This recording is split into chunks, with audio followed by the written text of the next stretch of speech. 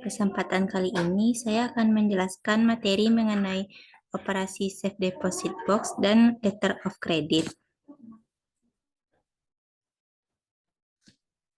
Yang pertama, pengertian Safe Deposit Box atau layanan Safe Deposit Box adalah jasa penyewaan kotak penyimpanan harta atau surat-surat berharga yang dirancang secara khusus dari bahan baja dan ditempatkan dalam ruang khasanah yang kokoh dan tahan api untuk menjaga keamanan barang yang disimpan dan memberikan rasa aman bagi penggunanya.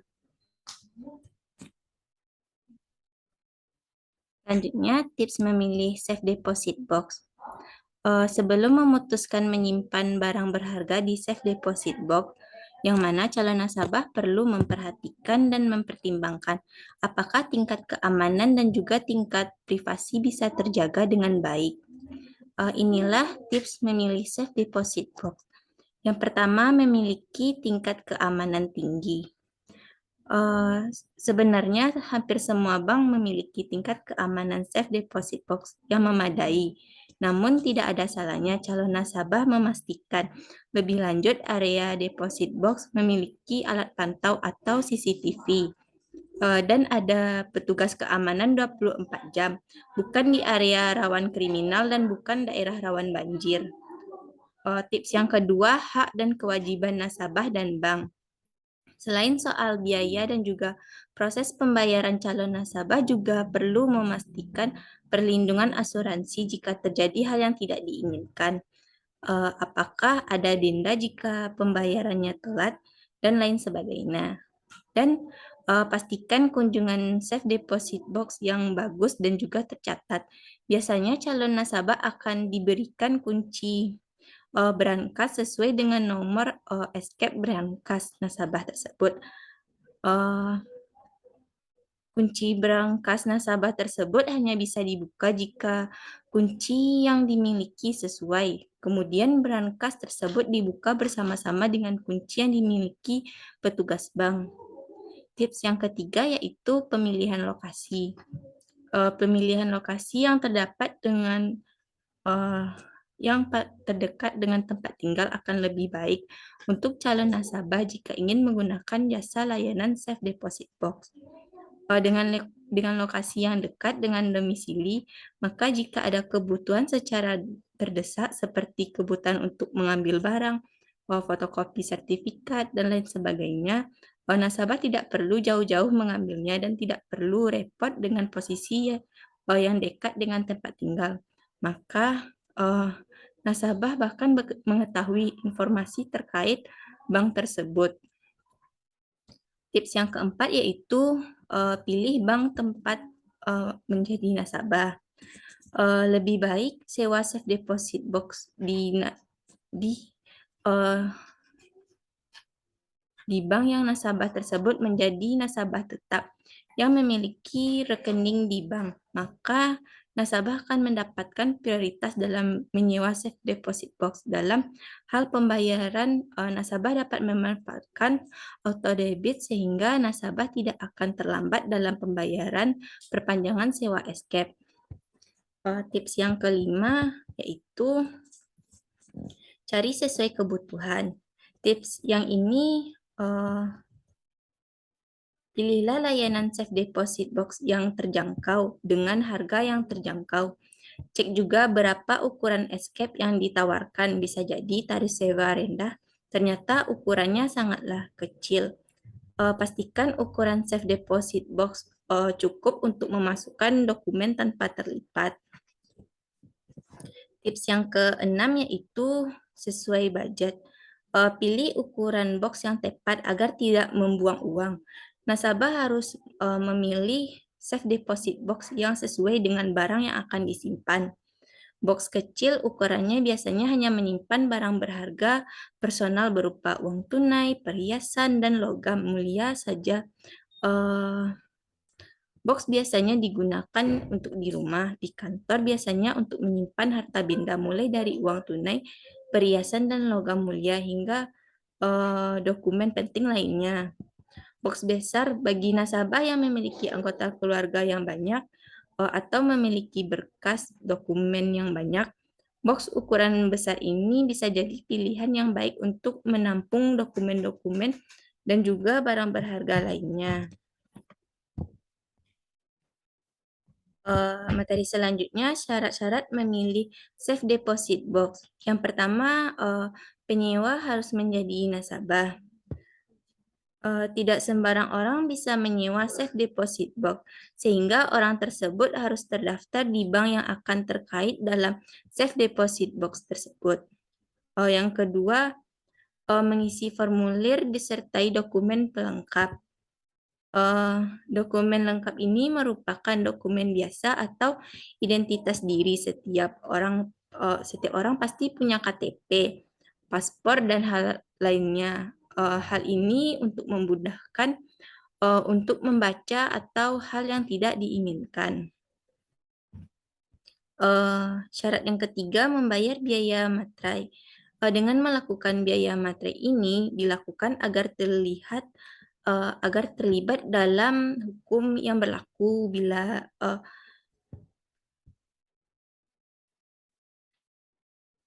hal yang tidak diinginkan terjadi dapat diproses secara hukum. Syarat yang keempat, membayar biaya sewa safe deposit box. Biaya safe deposit box ini per tahun dan pembayarannya tergantung kepada kotak. Bukan tergantung kepada barang yang disimpan, namun kotak yang akan dipinjam. Penyewaan safe deposit box umumnya tidak hanya satu ukuran saja, namun banyak ukuran dari yang kecil hingga yang besar. Perbedaan ukuran ini tidak berpengaruh pada tinggi rendah ukuran sewa. Semakin tinggi sewa safe deposit box, maka sewa yang ditentukan semakin tinggi. Syarat yang kelima yaitu membayar biaya administrasi dan jaminan kunci yang besarnya tergantung pada kebijakan setiap bank. Pada hal ini, setiap bank mempunyai kebijakan masing-masing terdapat pada pembiayaan administrasi dan pembiayaan jaminan kunci. Pembiayaan jaminan kunci ini dilakukan untuk antisipasi terjadinya hal-hal yang tidak diinginkan, sehingga dalam melakukan peminjaman safe deposit box, pihak bank akan melakukan pembuatan dua buah kunci, yaitu diberikan kepada nasabah apabila kunci utama hilang, maka akan terdapat kunci yang lain. Tapi apabila kedua kunci hilang, maka pihak bank akan melakukan pembongkaran. Tapi pembongkaran ini harus dilakukan atas persetujuan nasabah. Dan pihak pembongkaran ini tidak sembarangan orang dapat melihatnya, hanya orang-orang nasabah, pihak kepolisian, perbankan, dan pengacara, bahkan notaris yang dapat melihatnya. Selanjutnya, mekanisme safe deposit box. Mekanisme safe deposit box ini terdapat atas 4. Yang pertama, transfer via ATM. Yang kedua, transfer via mobile banking. Yang ketiga, transfer via internet banking. Yang keempat, transfer via setoran tunai di bank. Selanjutnya, keuntungan dan kerugian. Keuntungan yang pertama yaitu aman. Umumnya penyedia safe deposit box menggunakan kunci keamanan ganda berupa master key yang disimpan oleh pihak bank dan customer key yang dipegang oleh nasabah. Selain kunci pengaman ganda, nasabah juga dapat mengakses kotak penyimpanan dengan sidik jari dan nomor PIN, sehingga memberikan perlindungan maksimum terhadap barang berharga. Keuntungan kedua yaitu rahasia. Kerahasiaan itu sangat penting dalam perbankan karena nasabah tidak perlu khawatir bila ada kerahasiaan aset di dalamnya, karena apabila pihak nasabah tidak menginginkan bank mengetahui apa isi safe deposit box tersebut, maka pihak bank tidak akan memaksa. Keuntungan yang ketiga menggunakan safe deposit box ini yaitu mudah. Prosedur pendaftaran mudah biasa. cara menyimpan barang di safe deposit box itu, penyewa dapat membayar sejumlah uang sesuai tarif pendaftaran, ukuran kotak penyimpanan, dan waktu sewa. Biaya pendaftaran perorangan dan badan usaha itu berbeda. Di samping itu, ukuran kotak penyimpanan dan durasi waktu sewa juga menentukan besaran sewa. Keuntungan yang keempat yaitu fleksibel. Setiap institusi penyedia jasa penyimpanan ini menyediakan ukuran safe deposit box berbeda. Di bank, kita bisa memilih ukuran super kecil hingga besar mulai dari sewa 150.000 hingga 900.000 per tahun dengan jaminan kunci 750.000. Kerugian dari safe deposit box ini terbagi tiga. Yang pertama hilang, meskipun telah dilengkapi dengan sistem keamanan yang ketat, namun tidak menutup kemungkinan akan terjadi kehilangan atas aset yang disimpan dalam safe deposit box. Parahnya, pihak bank tidak bertanggung jawab atas segala bentuk kehilangan atau resiko dan tidak ada asuransi atas kasus kehilangan tersebut. Yang ketiga, kualitas dan kuantitas menurun. Kualitas dan kuantitas menurun pada saat menyimpan barang yang terlalu lama di safe deposit box dapat menyebabkan penurunan kualitas dan kuantitas dari barang tersebut. Hal ini berlaku dalam jenis barang yang bisa mengalami perubahan secara kimiawi akibat udara dan tingkat kelembaban seperti perak dan kertas. Kerugian yang ketiga, rusak. Jika barang yang tersimpan di safe deposit box mengalami kerusakan akibat bencana alam, gempa bumi, banjir, dan lain sebagainya, maka bank tidak bertanggung jawab atas kerusakan tersebut.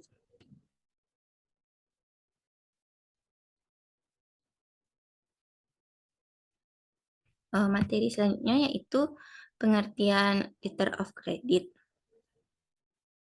Menurut Bank Indonesia, letter of credit atau LC adalah janji dari isung bank untuk membayar sejumlah uang kepada eksportir sepanjang ia mampu untuk memenuhi syarat dan kondisi letter of credit tersebut. Selanjutnya, fungsi letter of credit terbagi menjadi tiga. Yang pertama, memudahkan pembayaran. Yang kedua, membantu importir dalam menentukan waktu pembayaran. Yang ketiga, pembayaran tetap aman karena berada dalam otorisasi pihak perbankan. Selanjutnya, pelaku letter of credit. Pelaku letter of credit ini terbagi menjadi 7. Yang pertama, application importir atau pembeli yang mengajukan aplikasi letter of credit. Yang kedua, beneficiary, eksportir atau penjualan yang menerima letter of credit. Yang ketiga, issuing bank, bank pembuka letter of credit. Yang keempat, advising bank, bank yang meneruskan letter of credit, bank koresponden atau agen. Yang kelima, confirming bank, bank yang melakukan konfirmasi atas permintaan issuing bank. Yang keenam, paying bank, bank khusus yang ditunjuk dalam letter of credit untuk melakukan pembayaran dan beneficiary kewajiban. Ketujuh, karir, pengangkutan barang yang dikirim untuk beberapa negara dengan perbatasan darat. Selanjutnya, tata cara pembayaran dengan letter of credit.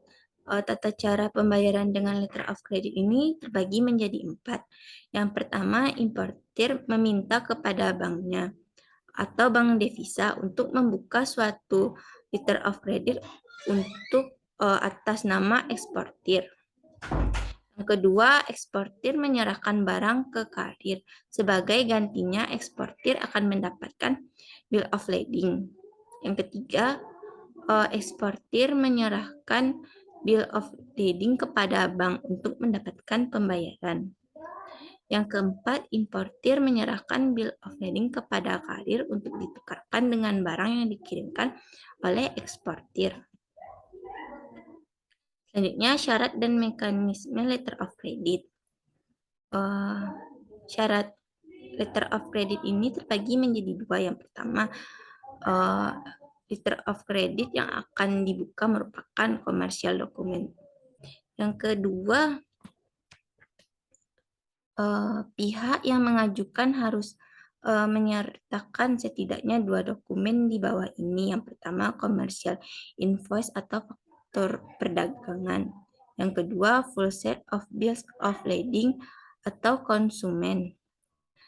Untuk mekanisme LC terbagi menjadi 4. Yang pertama, importir meminta bank atau bank devisa untuk membuka letter of credit untuk dan atas nama pihak eksportir. Yang kedua, eksportir akan menyerahkan barang kepada kurir dan eksportir mendapatkan bill of lading. Yang ketiga, bill of lading akan diserahkan kepada bank agar mendapatkan pembayaran. Yang keempat, importir akan menyerahkan bill of lading. Selanjutnya, jenis-jenis letter of credit. Yang pertama, kedua belah pihak harus membuat kontrak jual beli sebagai bukti kesepakatan transaksi. Yang kedua, importer mengajukan letter of credit ke bank, lalu bank akan menerbitkannya.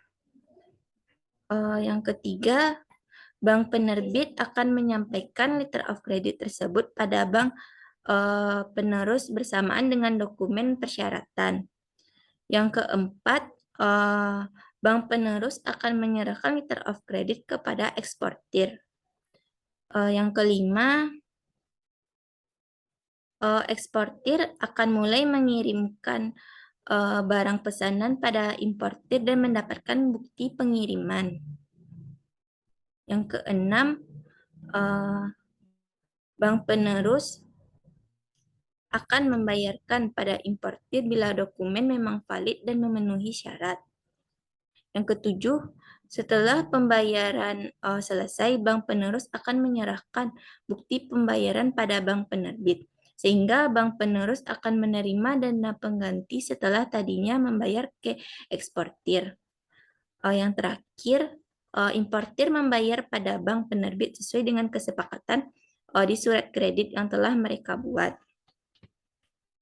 Baiklah, sekian materi yang dapat saya jelaskan. Maaf jika ada kesalahan. Assalamualaikum warahmatullahi wabarakatuh.